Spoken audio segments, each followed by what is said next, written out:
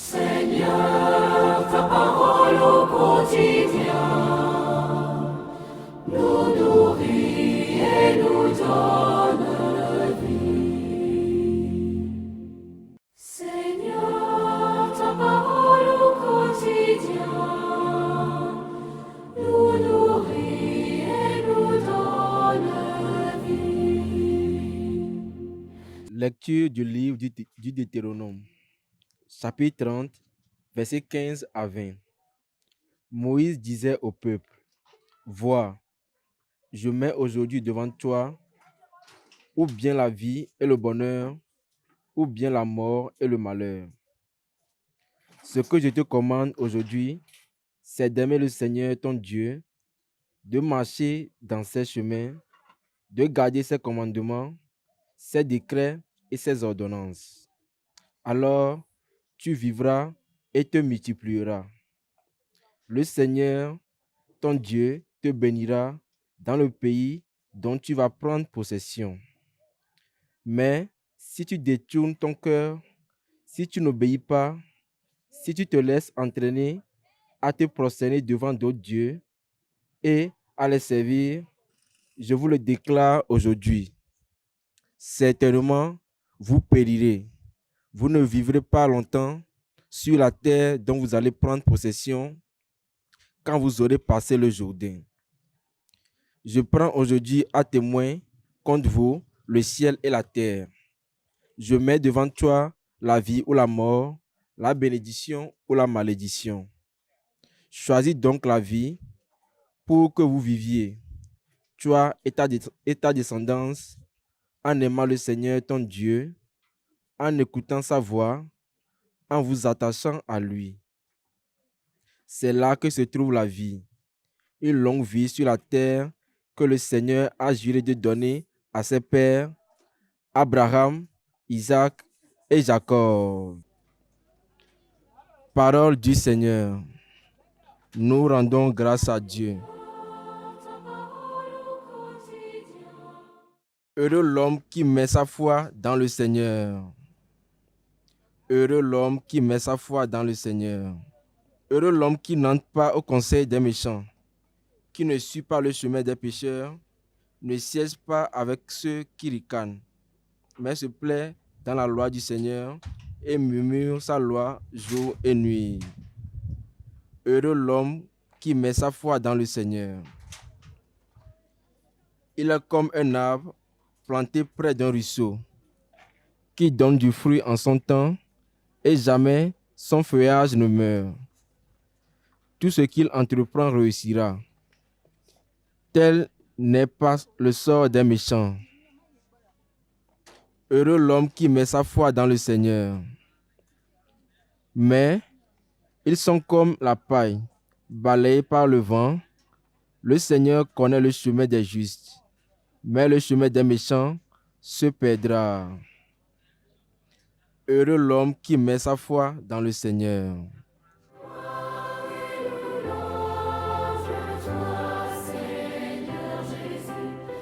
Acclamation de l'Évangile. Tes paroles, Seigneur, sont esprit et elles sont vie. Convertissez-vous, dit le Seigneur, car le royaume des cieux est tout proche.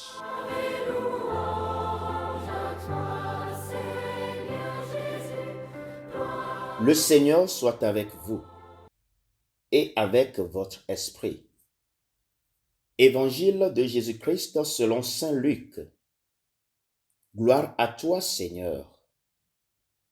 En ce temps-là, Jésus disait à ses disciples, « Il faut que le Fils de l'homme souffre beaucoup, qu'il soit rejeté par les anciens, les grands prêtres et les scribes, qu'il soit tué, et que le troisième jour, il ressuscite. » Il leur disait à tous, « Celui qui veut marcher à ma suite, qu'il renonce à lui-même, qu'il prenne sa croix chaque jour et qu'il me suive. Car celui qui veut sauver sa vie, la perdra. Mais celui qui perdra sa vie à cause de moi, la sauvera. Quel avantage un homme aura-t-il à gagner le monde entier s'il se perd ou se ruine lui-même. Acclamons la parole de Dieu. Louange à toi, Seigneur Jésus. Chers frères et sœurs, hier, au mercredi des cendres, nous avons reconnu notre fragilité. La cendre déposée sur nos fronts nous rappelait que nous sommes poussière, limités, imparfaits. Mais ce n'était pas un message de tristesse, c'était une invitation.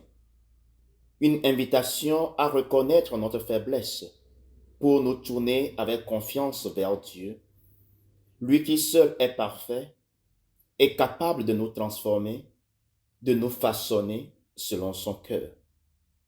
Aujourd'hui, en ce jeudi après les cendres, la première lecture tirée du Deutéronome nous place devant un choix radical. Je mets devant toi la vie et la mort. Choisis donc la vie. On pourrait se demander, pourquoi Dieu met-il aussi la mort devant nous? Pourquoi ne pas proposer uniquement la vie? Parce que Dieu nous a créés libres. Il ne veut pas faire de nous des robots programmés pour faire le bien. Il respecte profondément notre liberté, car nous sommes créés à son image. L'amour véritable ne peut exister sans liberté. Choisir le bien n'a de valeur que si ce choix est libre. Et celui qui choisit librement de mettre sa confiance en Dieu devient vraiment heureux. Heureux l'homme qui met sa foi dans le Seigneur, nous dit le psalmiste.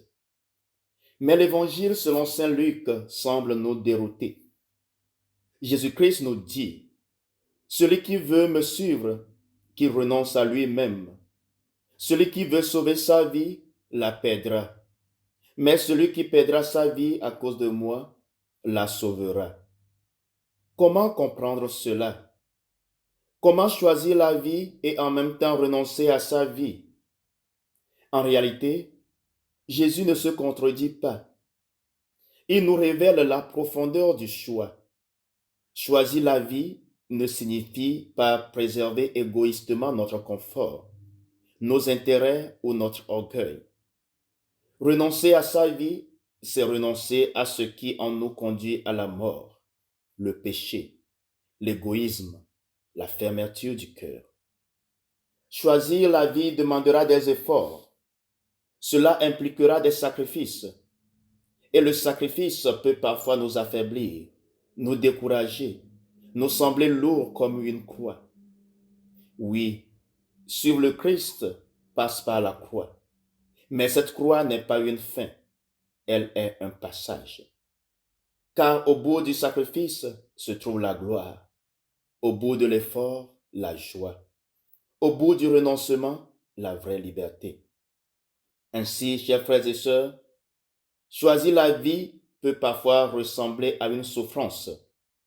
Pardonner quand on a été blessé est difficile. Dire la vérité peut coûter. Renoncer à la jalousie, à la colère, au mensonge, au mépris, à l'adultère demande un combat intérieur. Mais c'est précisément dans ce combat que naît la vie véritable. Le carême est ce temps où nous apprenons à abandonner tout ce qui ne reflète pas Dieu pour nous attacher à ce qui reflète son amour. Même si cela semble exigeant, même si cela nous paraît lourd, nous savons que Dieu ne nous appelle jamais à un sacrifice stérile. Derrière chaque croix portée avec foi se cache une résurrection. Demandons au Seigneur, en ce temps de carême, la grâce de choisir la vie, librement, courageusement, qui nous aide à renoncer à tout ce qui nous éloigne de lui et à marcher vers la joie véritable. Car au bout du chemin, il y a toujours la gloire et la joie que je nous souhaite. Amen.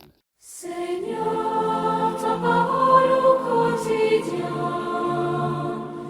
nous nourrit.